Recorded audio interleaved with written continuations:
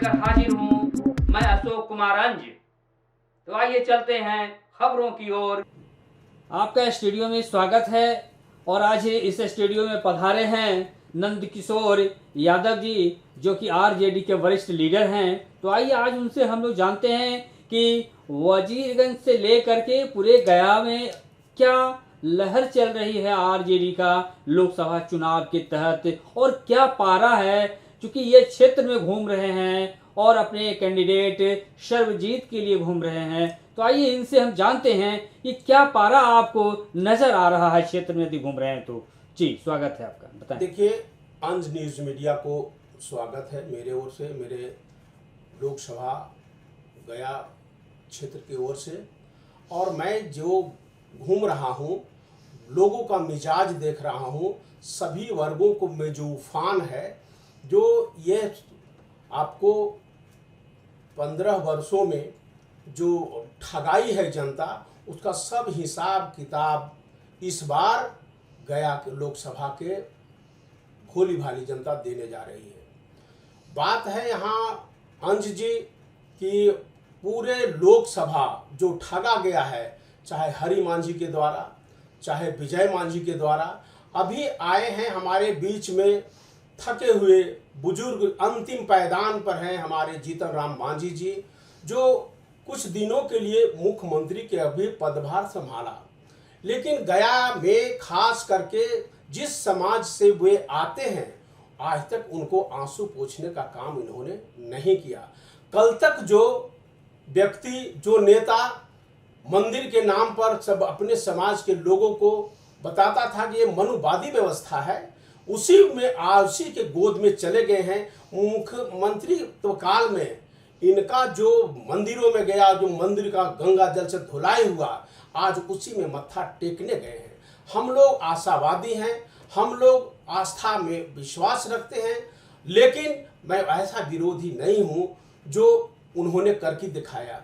बात है अंज जी, एक तरफ मांझी जी हैं, दूसरे तरफ नौजवान जो कृषि मंत्री रह करके हमारे गया जिले में ऐतिहासिक काम करने का काम किया है, वो है कुमार सर्वजीत जी, जो 350 करोड़ का आपका किसानों के लिए बड़ा विश्वविद्यालय, जो पूरा देश के विदेश के लोग आकर के उसमें किसान का, कृषि का और खेती बाड़ी के बारे में वो पठन पाठन काम करेंगे। उतना ही नहीं किया, इन्होंने 12 चट्टी में एक महाविद्यालय किसानों के लिए दिया है, जो कार्य दोनों जगह पर चल रहा है।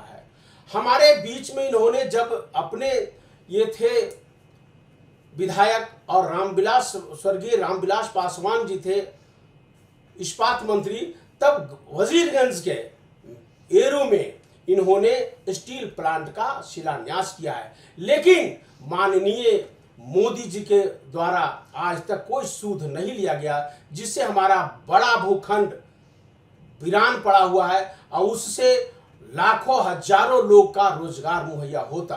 इन सब बातों को लेकर के हमारी गया जिला के सभी वर्ग के लोग परमान पर है, उफान पर है। एक लड़का तेजस्वी यादव सब पर भारी पड़ रहे हैं। अब अपनी उन्होंने 17 महीने का हिसाब दे रहे हैं कि आज तक जो 17 साल में नहीं हुआ, वो आपको 4 लाख नौकरियां दे करके, और मरकज और तामिलार, ये जो आंगनवाड़ी है, जो आपका टोला सेवक है, जो आपका आशा वाले दीदी हैं, सभी का मानदेय को दुगना इन्होंने किया है। लेकिन दुगना तो किए हैं, लेकिन हम ये भी जानना चाहेंगे कि अभी जो पलड़ा भारी चल रहा है वो किसका भारी चल रहा है, क्योंकि एक तरफ जो है 84 साल के जवान जीतन राम मांझी हैं और एक तरफ से युवा सर्वजीत हैं। तो आप इस स्थिति में कहाँ पलड़ा भारी देख रहे हैं? देखिए, खुद आप बोल रहे हैं, जब इतने बड़ा 84 साल का जवान है,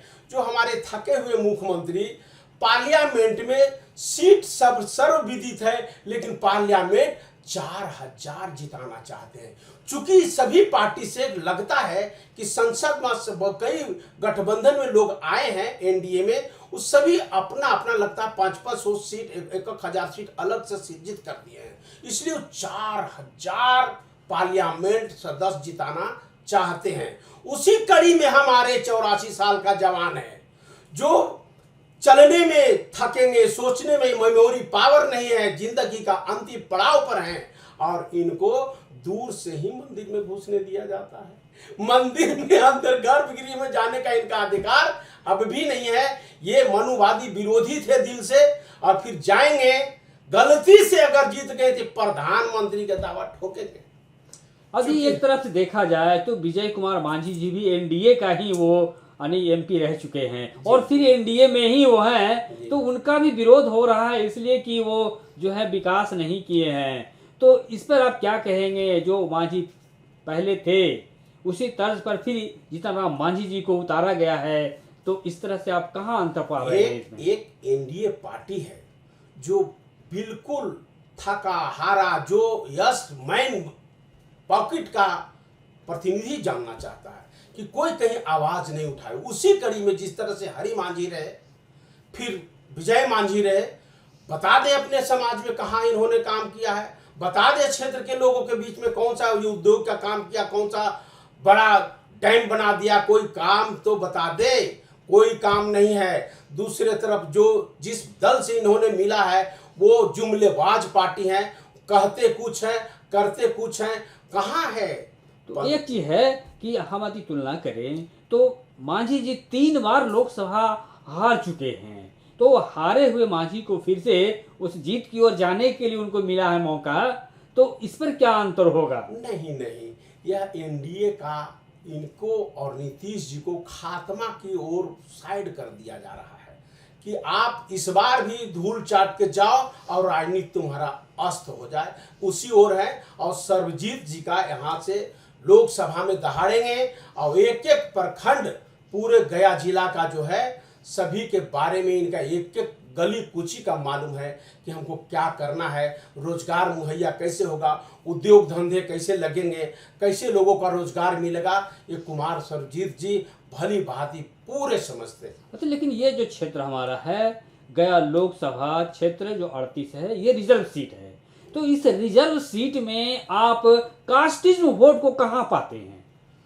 देखिए, कास्टिज वोट नहीं अंज जी, कास्टिज में तो अगर हुआ होता तो ये रिजर्व सीट नहीं होता। रिजर्व सीट है तो समझ जाइए कि किसकी बहुलता है।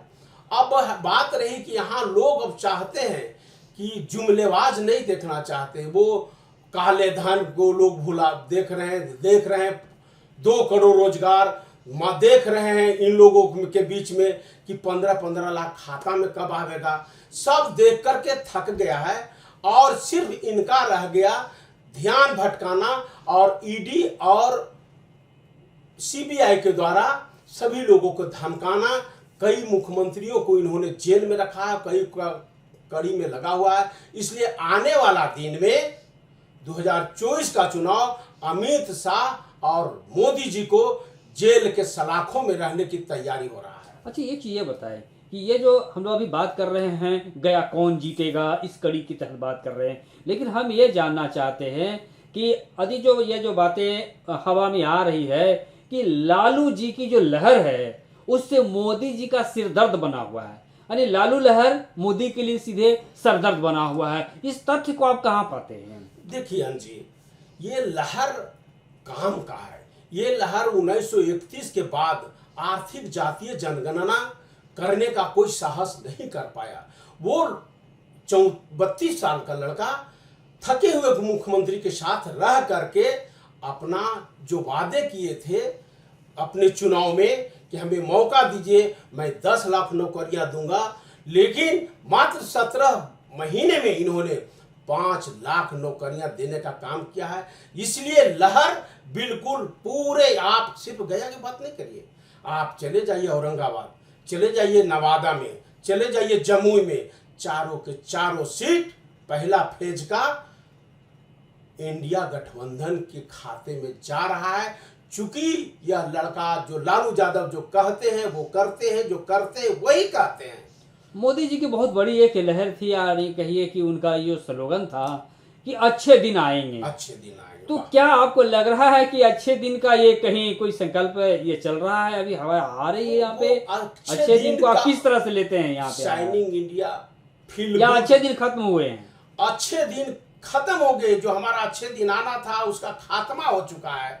चूंकि एक के किसी वर्ग के हो, किसी जाति के लोग हो, लगता है कि हम एनडीए का घटक दल हैं, उनका मैं साथ दूं। लेकिन आप देखिए ना, औरंगाबाद में देखिए, कल देखिए अमित शाह जी की रैली में देखिए, आप देखिए डंगरा में देखिए, हर जगह।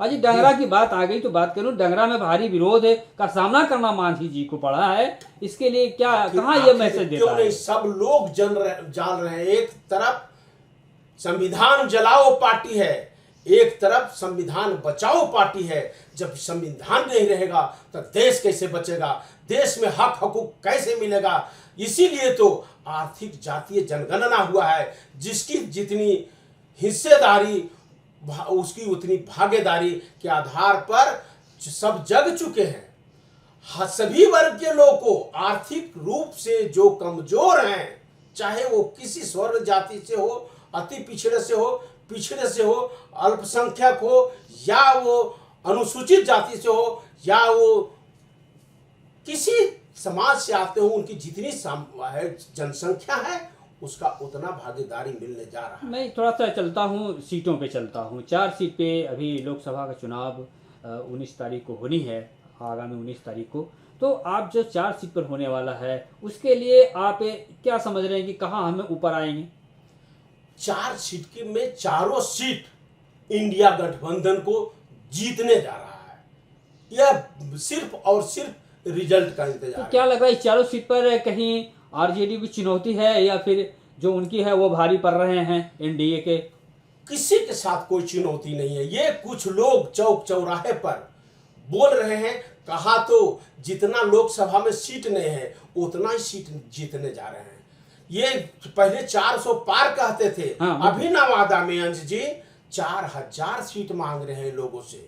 4000 से ये बौखला गया, पका गया, चूंकि कहीं इनको जगह नहीं मिल रहा है, इसलिए अब थक गए हैं लोग, अनाप के शनाप बक रहे हैं। मैं यह आप जानना चाहूंगा, क्या बिहार में मोदी लहर है? कोई मोदी लहर नहीं है किसी हालात में, आप देख लीजिए। जबकि उनकी पार्टी वाले लोग कह रहे हैं, आपके जो विपक्षी हैं वो कह रहे हैं कि पूरी तरह से मोदी लहर यहाँ कायम है बिहार में। क्या लगता है आपको? अब तो कहने को तो सब दिन कहते रह गया, जुमला झूठा पार्टी है, बड़का झूठा पार्टी माने होता है बीजेपी। प्रस्तुति को आज यही विराम देते हैं। बहुत बहुत धन्यवाद।